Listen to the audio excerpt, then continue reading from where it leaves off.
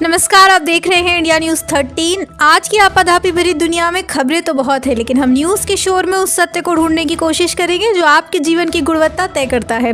उत्तर प्रदेश सिर्फ एक राज्य नहीं है, यह 24 करोड़ लोगों की उम्मीदों का केंद्र है। आज इंडिया न्यूज 13 पर हम उन खबरों का विश्लेषण करेंगे जिन्हें अक्सर हेडलाइंस में दबा दिया जाता है। चलिए शुरू करते हैं आज का न्यूज बुलेटिन।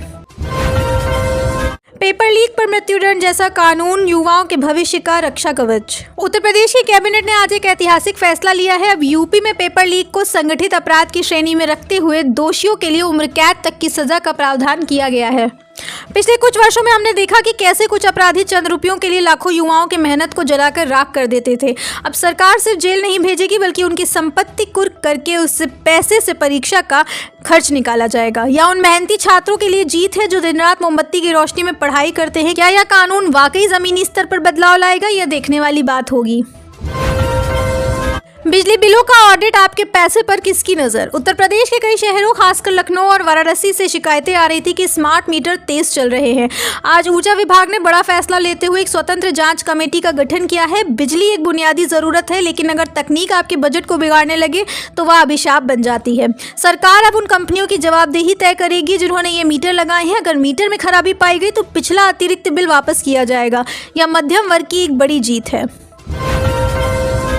नमो ड्रोन दीदी योजना, गांव की बदली तस्वीर। आज मुख्यमंत्री ने प्रदेश की 10,000 महिलाओं को ड्रोन पायलट की ट्रेनिंग और किट देने की घोषणा की है। यह सिर्फ एक सरकारी योजना नहीं, बल्कि ग्रामीण महिलाओं का सशक्तिकरण है। अब तक जो महिलाएं सिर्फ चूल्हा चौका संभालती थी, अब वो आसमान में ड्रोन उड़ाकर खेतों में कीटनाशकों का छिड़काव करेंगी। इससे न केवल समय बचेगा, बल्कि किसानों को उन रसायनों के सीधे संपर्क में आने से होने वाली बीमारियों से भी निजात मिलेगी। यह यूपी के कृषि क्षेत्र में AI और टेक्नोलॉजी का प्रवेश है। आवारा पशु समस्या, गोबर से गोल्ड तक का सफर। सबसे बड़ी सामाजिक खबर यह है कि यूपी सरकार अब हर जिले में बायो CNG प्लांट लगाने जा रही है, जो पूरी तरह गौशाला से जुड़े होंगे। आवारा पशु किसानों की फसल बर्बाद कर रहे थे, लेकिन अब सरकार गोबर और गौमूत्र को खरीदने की व्यवस्था कर रही है। अब गोबर से CNG बनेगी और वह बाजार में बिकेगी, तो गौशालाएं आत्मनिर्भर बनेगी। इससे किसानों को अपनी गाय सड़कों पर छोड़ने की जरूरत नहीं पड़ेगी। यह एक आर्थिक चक्र है जिसे समझना जरूरी है। जेवर एयरपोर्ट और नई लॉजिस्टिक सिटी। नोएडा के जेवर में बन रहे एशिया के सबसे बड़े एयरपोर्ट के पास आज एक नई लॉजिस्टिक सिटी को मंजूरी दे दी गई है। यह खबर यूपी की अर्थव्यवस्था को $1 ट्रिलियन बनाने की दिशा में सबसे बड़ा कदम है। यहाँ सिर्फ जहाज नहीं उड़ेंगे, बल्कि रोजगार के लाखों अवसर भी पैदा होंगे। हजारों विदेशी कंपनियां यहाँ अपने गोदाम और मैन्युफैक्चरिंग यूनिट्स लगाएंगी। आने वाले 5 वर्षों में पश्चिमी यूपी की शक्ल पूरी तरह बदल जाएगी और यह दुबई या सिंगापुर जैसे हब के रूप में उभरेगा। स्वास्थ्य का डिजिटल कवच, गांव-गांव तक पहुंचे बड़े डॉक्टर्स। उत्तर प्रदेश सरकार ने आज प्रदेश के 20,000 प्राथमिक स्वास्थ्य केंद्रों को हाई स्पीड इंटरनेट और टेली कंसल्टेशन सुविधाओं से जोड़ने का लक्ष्य पूरा कर लिया है। सोचिए, उत्तर प्रदेश के एक सुदूर गांव में बैठा व्यक्ति, जिसे पहले इलाज के लिए लखनऊ या दिल्ली भागना पड़ता था, अब वह अपने ही गाँव के केंद्र में बैठकर PGI या एम्स के डॉक्टर से मशवरा ले सकेगा। यह स्वास्थ्य सेवा का लोकतंत्रीकरण है। अक्सर गरीबों की मौत सिर्फ इसलिए हो जाती है क्योंकि उन्हें सही समय पर सही सलाह नहीं मिलती। यह तकनीक अब उस फासले को खत्म कर देगी। क्या यह स्वास्थ्य क्रांति यूपी के जीवन प्रत्याशा को बढ़ा पाएगी? इसका जवाब आने वाले आंकड़े देंगे।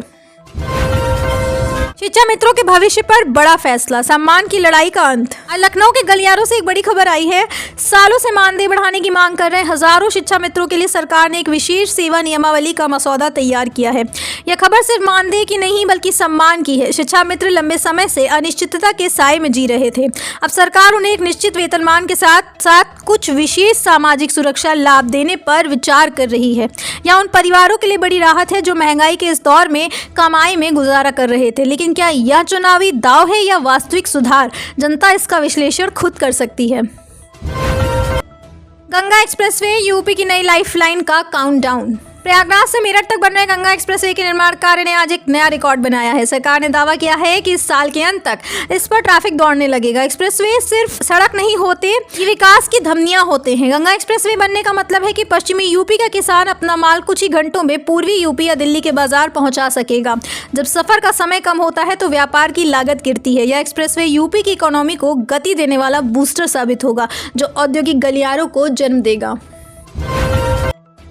यूपी पुलिस का स्मार्ट चेहरा, बॉडी वॉर्न कैमरों की शुरुआत। कानून व्यवस्था को और पारदर्शी बनाने के लिए आज से उत्तर प्रदेश के सभी प्रमुख शहरों के ट्रैफिक और फील्ड पुलिसकर्मियों के लिए बॉडी वॉर्न कैमरे अनिवार्य कर दिए हैं। अक्सर पुलिस और जनता के बीच बदसलूकी के आरोप प्रत्यारोप लगते हैं। अब वर्दी पर लगा या छोटा सा कैमरा सब कुछ रिकॉर्ड करेगा या पुलिस की जवाबदेही भी तय करेगा और उन लोगों पर भी लगाम लगाएगा जो रसूख के दम पर कानून का उल्लंघन करते हैं। यानी अब सड़क पर होने वाली हर गतिविधि का डिजिटल ऑडिट होगा। यह पारदर्शी पुलिसिंग की दिशा में एक साहसी कदम है।